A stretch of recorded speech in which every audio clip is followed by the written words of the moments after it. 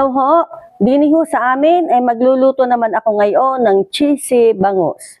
Ari ho ang mga sangkap: cheese, giniling na manok, sibuyas, kamatis, dahan ng sibuyas, carrot, bawang, asin, pamintang durog, bell pepper, at saka ito po ang aking ginagamit lagi na ginisa mix. Una po, lalagyan po muna natin ng asin ang mga boneless bangus na ito. Asin po.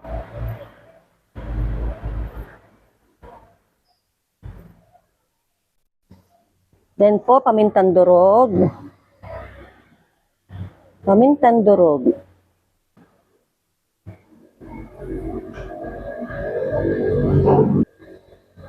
Pati po kabilaanan po are.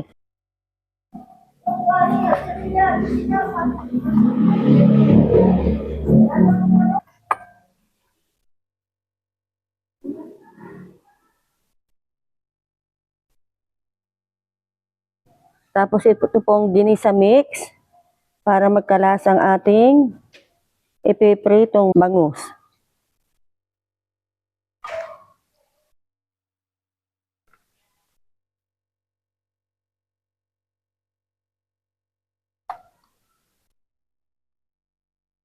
Ayan po, ready na po.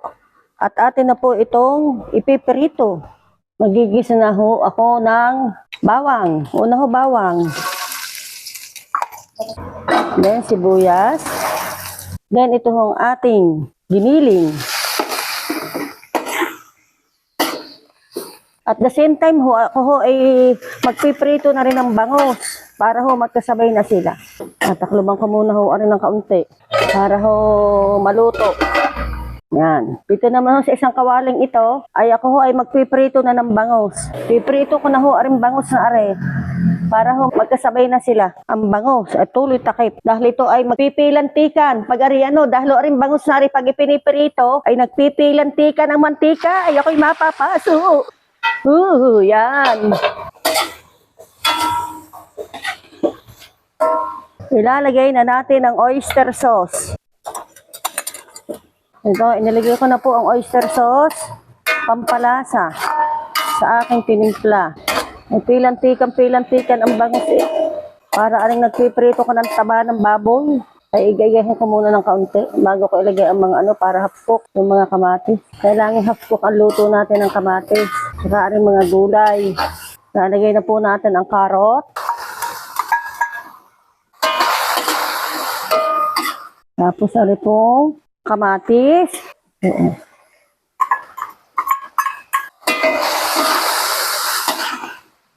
Papatayin ko muna po ang apoy dahil pag hindi po pinatay at malingas ang apoy, ay ari po ay pipilantik. Naalisin ko muna po yung pag ng pilantik ng bangus. Bago ko yun baligtad. Bell pepper. Yan, half cook lang natin yan. And then this, sibuyas. Dahon ng sibuyas. Konti pa rin yung paminta.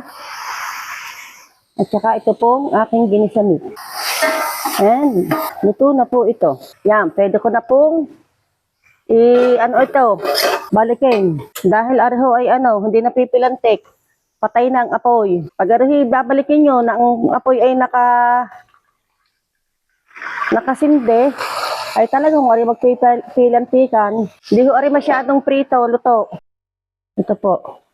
Konti pong sugar ang idinagdag ko. Lagi po ako naglalagay ng konting sugar sa niluluto.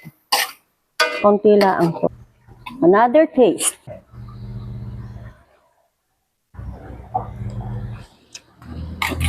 Pwede na aray. Ilagay. Areho, danaho are. Areho ang aking piniritong are. Ay akin akong hahanguin. At isusunod ko naman ho, yaong iba.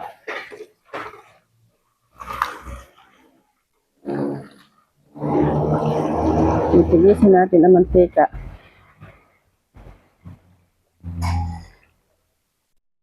Yan, paano lalagyan natin ng paper towel? Ngayon naman ay ilalagay ko na itong niluto kong mix meat and vegetables sa ibabaw. Yan, umpisa na. La la la la la la la. Yehey! Super ganda ng arrangement namin. Tatlo po aring lalagyan kong arit dahil aring bangus na arit tatlong aking ipinirito. Kung mainit, mainit ang panahon. La la la la la la, mainit na natangin. Tara, ito yung madaling ma-melt. Binili ko po ay yung quick melt na cheese. Dahil ito po ilalagay ko muna sa turbo para po ma-melt. Kung wala pong ano, pwede naman po sa kawali. Sana nga po eri sa kawali ko ilalagay. Pagkatapos ilagay ang mga toppings, ilalagay ko na po ito sa broiler para po itong mga cheese na ito ay mag-melt. Kaya po ang tawag day cheesy bangus. Cheesy boneless bangus. Okay po. Pagkatapos ko hong mailagay sa broiler, ay ito na ho ang itsura. Ano ho, ilalagyan ko pa ng keso na topping sa ibabaw. Ito na ang ating cheesy boneless bangus. Tayo na, kain na kayo din sa amin.